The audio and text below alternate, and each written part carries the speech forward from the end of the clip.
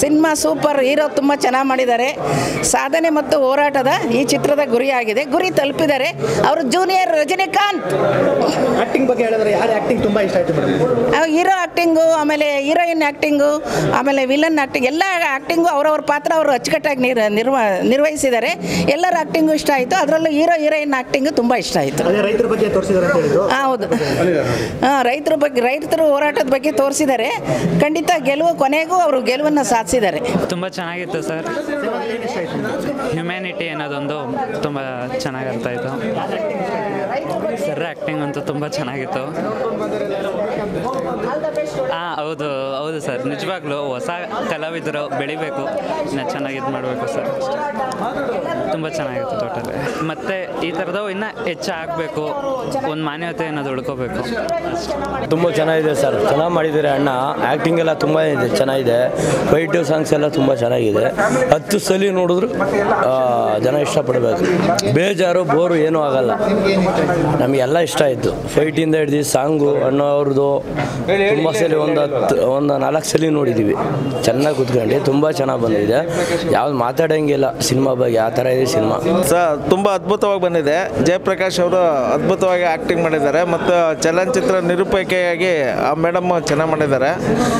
ನಿರ್ಮಾಪಕರಾದ ರಮೇಶ್ ಚೇತನ್ ಅವರು ಅದ್ಭುತವಾಗಿ ಇದು ಫಿಲಮ್ ತೆಗೆದಿದ್ದಾರೆ. ಭಗೀರಥ ಒಂದು ಫಿಲಮ್ ಕಾನ್ಸೆಪ್ಟು ತುಂಬ ಯುವಕರಿಗೆ ಅನುಕೂಲವಾಗಲಿದೆ ಸರ್. ಸೂಪರ್ ಆಗಿದೆ ಸರ್. ಎಲ್ಲದೂ ಆ್ಯಕ್ಟಿಂಗ್ ಚೆನ್ನಾಗಿದೆ, ಎಲ್ಲದೂ ಇಷ್ಟ ಆಗಿದೆ. ಇವತ್ತು ನರ್ತಕಿಲಿ ಅದು ಏನು ನಮ್ಮದು 3ನೇ ವಾರದ ಪ್ರಾರಂಭ ದಿವಸ. ಇವತ್ತು ಇಡೀ ಕರ್ನಾಟಕದಲ್ಲಿ ಎಲ್ಲೇ ಪ್ರೇಕ್ಷಕರು ಸಿನಿಮಾ ನೋಡ್ತಾ ಇದ್ದಾರೆ. ನಮ್ಮದು ಭಗೀರಥ ಸಿನಿಮಾ ಪ್ರತಿಯೊಬ್ಬರು ಹೇಳ್ತಾ ಇದ್ದಾರೆ ಸೂಪರ್ ಸೂಪರ್ ಸೂಪರ್. ತುಂಬ ಚೆನ್ನಾಗಿದೆ ಸರ್ ನಿಮ್ಮ ಆ್ಯಕ್ಟಿಂಗು, ನಿಮ್ಮ ಸಾಂಗ್ ಚೆನ್ನಾಗಿದೆ ಸರ್. ಫೈಟ್ ಅಂತೂ ಎಕ್ಸ್ಟ್ರಾರ್ಡಿನರಿ ಸರ್. ಎಲ್ಲ ಪ್ರಶಂಸೆ ಮಾತುಗಳು ಎಲ್ಲ ಪ್ರೇಕ್ಷಕರಿಂದ ನಮಗೆ ಬರ್ತಾ ಇದೆ. ಇದರಿಂದ ಭಾಳ ಸಂತೋಷ ಆಗ್ತಾಯಿದೆ. ಇಡೀ ನಮ್ಮ ಭಗೀರಥ ಚಿತ್ರತಂಡ ಇದೆ, ಎಲ್ರಿಗೂ ಸಂತೋಷ ಆಗ್ತಾಯಿದೆ, ಖುಷಿ ಆಗ್ತಾಯಿದೆ. ನಮಗೆ ನಾವು ಏನು ನಿರೀಕ್ಷೆ ಮಾಡಿದ್ವಿ ಅದಕ್ಕಿಂತ ಹೆಚ್ಚಾಗಿ ಜನರು ಒಂದು ಒಳ್ಳೆಯ ಅಭಿಪ್ರಾಯವನ್ನು ಕೊಡ್ತಾ ಇದ್ದಾರೆ, ಸಿನಿಮಾ ಚೆನ್ನಾಗಿದೆ ಅಂತೇಳಿ.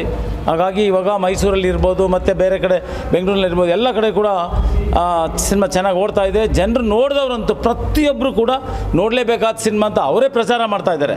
ಮಾಡಿದ್ದಾರೆ ಅಂತ ಹೇಳಿದ್ರೆ ರೈತರ ಪರ. ಸೊ ಎಷ್ಟು ದಿವಸ ಆಯಿತು? ಅದು 100 ಡೇಸ್ ಕಂಟಿನ್ಯೂಸ್ ಅರಮನೆ ಮುಂದೆ ಮೈಸೂರಲ್ಲಿ ನಾವು ಕಾವೇರಿ ಕ್ರಿಯಾ ಸಮಿತಿ ಆಶ್ರಯದಲ್ಲಿ ಮಾಡಿದ್ವಿ. ನಾನೇ ಅಧ್ಯಕ್ಷ ಅದಕ್ಕೆ.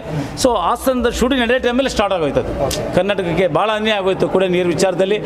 ಈ ಟ್ರಿಬ್ಯುನಲ್, ಕಾವೇರಿ ಟ್ರಿಬ್ಯುನಲ್ ಪ್ರತಿ ಬಾರಿಯೂ ಕೂಡ ನಮ್ಮ ವಿರುದ್ಧವೇ ಜಡ್ಜ್ಮೆಂಟ್ ಕೊಡ್ತಾ ಹೋದರು. ರೈತರಿಗೆ, ಮಂಡ್ಯ ಭಾಗದ ರೈತರಿಗಿರ್ಬೋದು, ಕಾವೇರಿ ಬೇಸಿನ್ ಎಲ್ಲ ರೈತರಿಗೂ ನೀರು ನಮ್ಮ ಅಗ್ರಿಕಲ್ಚರ್ ಸಚಿವರು ಹೇಳಿಬಿಟ್ರು, ನೀರು ಬಿಡಲ್ಲ ನಿಮಗೆ, ಬೆಳೆ ಬೆಳಿಬೇಡಿ ಅಂತೇಳಿ. ಬಟ್ ಅಷ್ಟು ನೀರು ಸ್ಟಾಕ್ ಮಾಡಿದ್ದೆಲ್ಲ ಪ್ರತಿದಿನ ತಮಿಳ್ನಾಡು ಬಿಟ್ಟಂಗಾಯಿತು. ಸೊ ಅದನ್ನು ಭಾಳ ಆಕ್ರೋಶ ವ್ಯಕ್ತಪಡಿಸಿದ್ರು ಜನ.